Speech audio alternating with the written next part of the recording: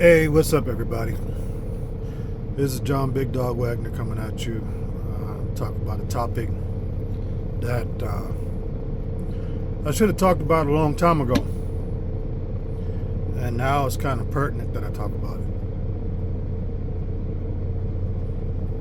That topic is the difference in being a business owner in this industry and being an employee in this industry.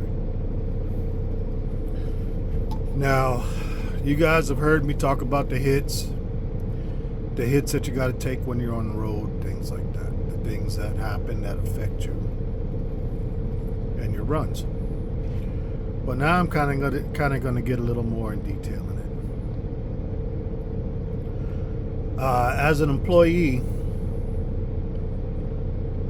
well, if you in this industry, you should know what's going on in this industry anyway. I just feel that's pertinent for anybody, whether you an employee, you an owner, or whatever. You working at a truck stop, you should know what's going on in the industry, because what's going on in the industry will affect your employment status, will affect your income, will affect. So you should know what's going on anyway. And this industry has done a lot of changing. It's done a lot of changing. It used to be a time where you only had solo drivers in the truck. If you had somebody driving teams, it was because it was a dude with his wife or somebody teaching their son how to drive or something like that. But other than that, you had solo drivers. And to encourage these solo drivers to do 2,000 miles in 2 days, they paid crazy money for these runs to be done. If you were an employee, it wasn't hard to imagine that as an employee, you were making $1.50 a mile, because these companies were getting paid crazy money for these runs. Okay, problem with that is you had a lot of people crashing their trucks, falling asleep at the wheel, whatever. So DOT stepped in.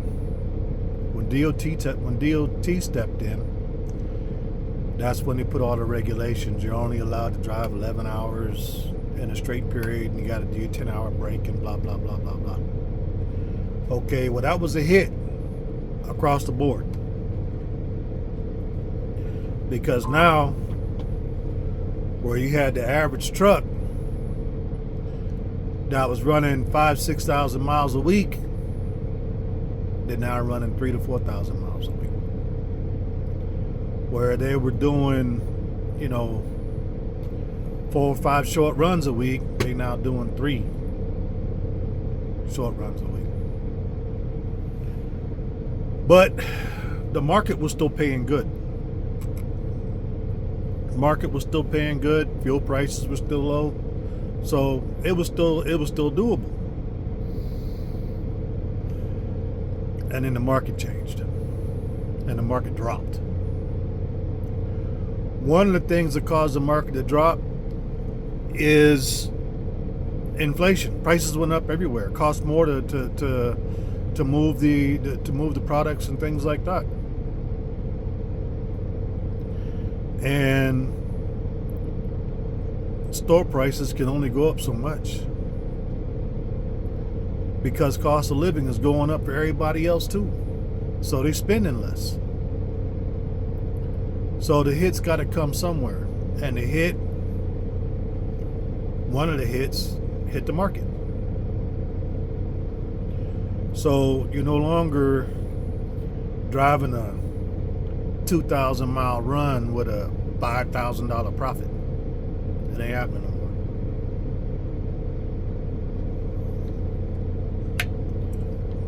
So with the companies, where they were averaging, say, $1,000 a day on a truck, running 6 days, $6,000 profit, they were doing good.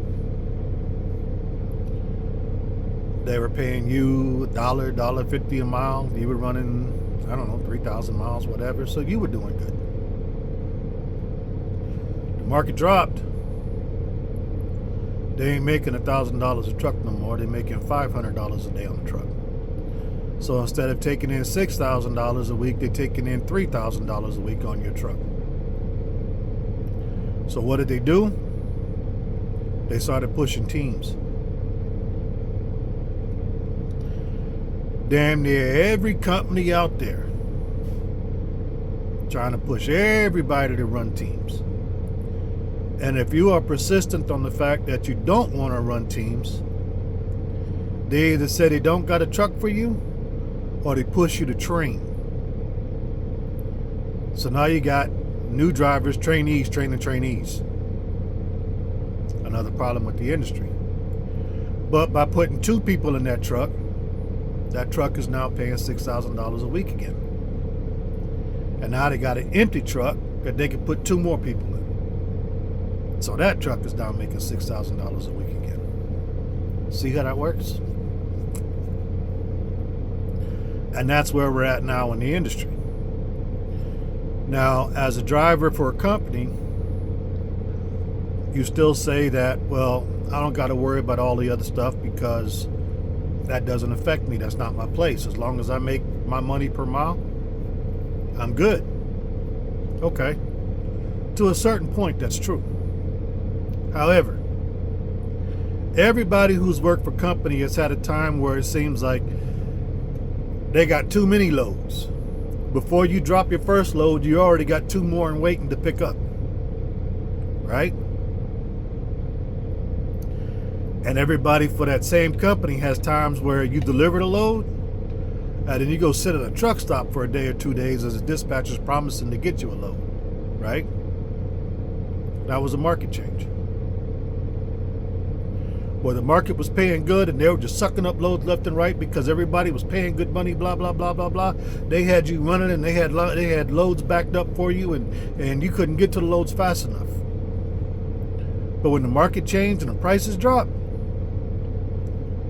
yeah, now they in there begging these brokers and begging these shippers and begging these to try to get a decent rate where they can still make their money. And during those times, as an employee, you sitting, wondering if you're actually going to get your layover pay or your detention pay. Right?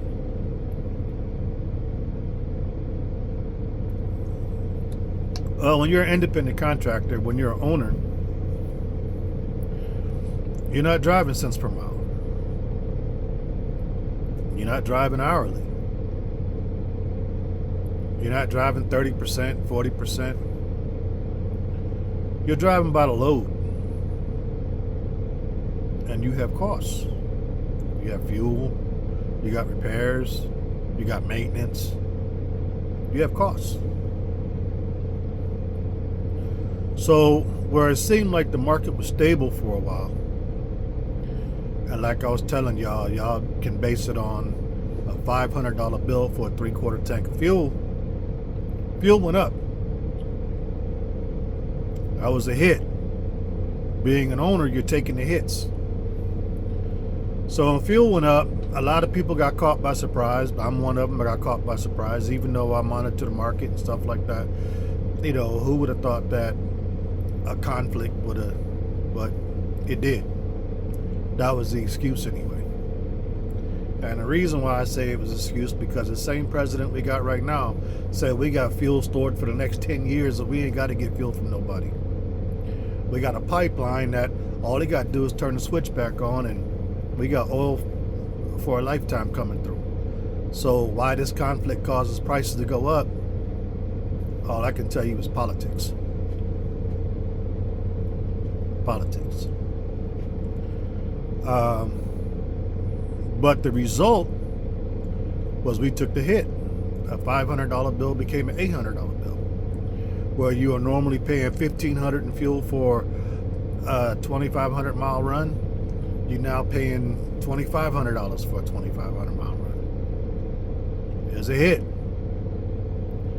Because it caught a lot of us by surprise, we didn't know to try to get more money on the run. We took the hit. A lot of us were negative. But a lot of us started complaining with our dispatchers and with the brokers, and hey, you got to come up, you got to come up, you got to pay more money. I can't drive like this. Nope, it's not going to happen. So as a result of that, the prices are starting to go up, the market's starting to go up to compensate for this fuel hike. But yet we still got the same problem that we've always had. You got people in here that don't know the industry, that don't know what they're doing, and they taking loads for cheap prices. And right now, taking loads for cheap prices that they were taking them before, I know they're going broke. What I say to these people at this point, keep driving for what you're driving. Why? Because you're going to drive yourself out of business. You're going to be off the road. And then I ain't got to worry about you and your cheap prices no more.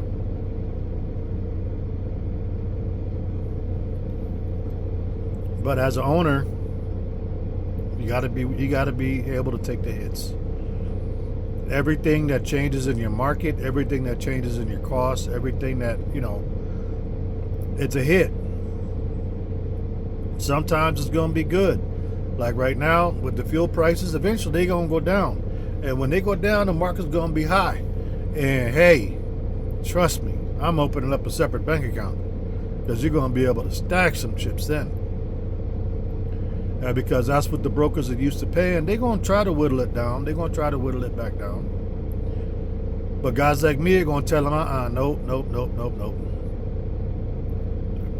Those boneheads that are out there driving loads right now for 75 cents, 95 cents, $1 a mile, they're going to bring the prices back down.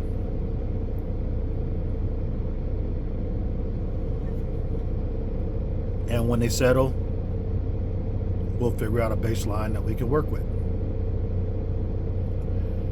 As an employee, your employer takes the hits. Like I said, you go from having too many loads to sitting there waiting for a load. If things get too bad, they start taking trucks off the road, which means drivers start hitting the unemployment line.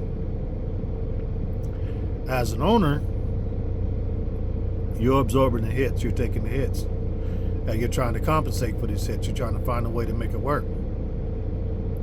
And if it gets to the point that you just can't make it work no more, your truck is parked. That's just the industry. That's just the way it is. There's not anybody coming after you. It's not anybody scamming you. It's not anybody trying to take advantage of you. That's the nature of the business. If you open a burger joint, you selling your burgers at $2 a burger, and you got a line out the door. All of a sudden, the price for meat goes up. It doubles. But yet, you're still trying to sell those burgers at $2 a burger. What's going to happen? You're going to run yourself broke. So what do you got to do? You got to double the price of your burgers. You double the price of your burgers. If your burgers are that good, you're still going to have a line. It won't be as long as a line, but you're still going to have a line. If your burgers are like anybody else's, they're going to go to the cheapest place they can find to get a burger. And you're going to have to take the hit. You see restaurants, sometimes of the year, it seems that they got employees lined up, waiters, waitresses, hostesses, cooks, everybody. They look like they're overstaffed. That's because they're preparing for the influx of clientele that they're going to have. And then there's sometimes you walk into that same restaurant and you see one cook, one waiter, one dishwasher, no hostess. Sign says seat yourself. Why? Because they're preparing for the hit that they're about to take at that time period. Every business goes through it. And as a business owner, you got to do your best to watch for it. You got to do your best to expect it so that you can be ready to compensate for it. And it's not about anybody picking on you. It's not about anybody coming after you. It's not, if you just started a business and the business takes a hit, that's just bad luck. That's all that is. That's just bad luck. If you're resilient and you fight through it, when things get better, you're going to thank the Lord, and you're going to know, stack your money. Stack your money for when the hits come again. Anyway, I'm about to get on this road back in Nebraska right now. When I stopped, it was windy, did a 34. Yesterday, it was calm. It was hot. It's a nice day. Now I'm about to get back on the road. Shit. They got a weight limit, nothing under 35,000 pounds last time I checked. So, it is what it is. Take the hit. I can't sit here because then I'll miss my delivery. So, I'm about to get on the road. Y'all be safe out there and make your money.